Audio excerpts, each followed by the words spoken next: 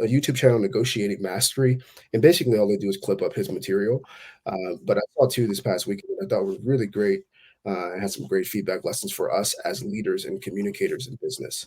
Negotiating Mastery: how to use yes or no questions as we look at just like the reset of communication and ways that we can level up and be more clear with our messaging, our communication, our content, because I think the time is right to be clear. So there's a Pavlovian response to yes and no. If they say yes, they feel like they're being led into a trap. So when you say something like, does that make sense? And they say yes, that's moving in the wrong direction. Well, it's going to trigger that negative reaction because the person that cheated them said something to the effect of, would you like something for free? Would you like to make more money? Would you like to live in a big house on a hill? And that led them into a trap previously. The ridiculous flip side is people feel safe when they say no. When my son was a teenager, Dad, can I? No. But then looking back on it, I realized every time I said no, I would look back at him and say, okay, so now what was it that you wanted? Now I could hear more, having protected myself. And so when I engage in a negotiation with someone, I'll think of the questions that I might normally ask to elicit a yes, and I'll switch them so that I'm eliciting a no. Do you agree becomes do you disagree? And then you won't have been triggered and you'll listen to me. There's a second one here. Now, the second one here, he talks about how to win any argument with kindness. So keep that in mind, what he just said, and then track with this one.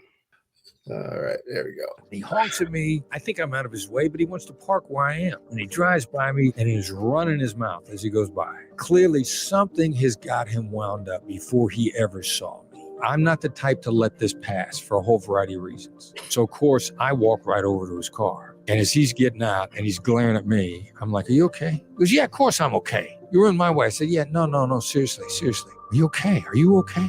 And he was so caught off guard by that it initially deactivated him. He said, yeah, well, I'm trying to park. You're in the way. I'm like, oh, man, I'm so sorry. That was stupid of me. Of course, we both head to the same restaurant door at the same time. So I go to hold the door for him, and he walks through. But he goes from being combative and calling me names to now he's good with accepting a gesture of goodwill for me. If you understood half the stuff that people are struggling with, you take it a lot easier on them. I'm in a park.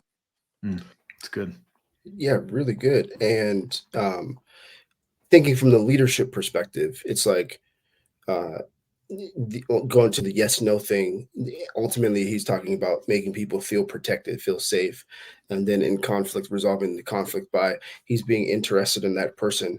And obviously he has his own desires and potential ways he could handle it, but by actually pressing in and saying, are you okay, opening the door for the gentleman after it settles a bit, putting him in a position where he could receive goodwill from Chris. As I think about us as leaders and business owners, people leading people, working with people, it's that as it relates to this particular portion of content that we're looking at, it's like being interested in someone else versus you. Being interested in we know that without going into some of the spiritual stuff, what do we continue to see increase? It is selfishness and pride. It's self-serving everything. So what should you do to actually stand out in position and have a greater impact? Go the opposite way, swim against the grain, go against the tide. Serve people with your speech, serve people with your leadership, your strategy, your content.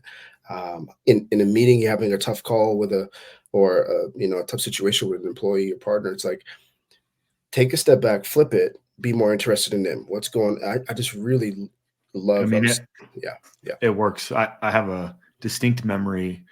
I had a customer when I was a futures broker, and he was a great customer, traded a ton. We had a great relationship. He was a gold bug, so he loved talking about gold. He sold physical gold. And one day he calls me up, man, and he is just lighting me up. You're taking me for all these fees. I don't know what you do. I mean, it was out of left field, And I literally just said, hey, man, is everything okay? I don't understand, but it seems like something else is going on. Mm-hmm. And you know what he tells me? To that point, he says, last night my wife told me she wanted to get a divorce.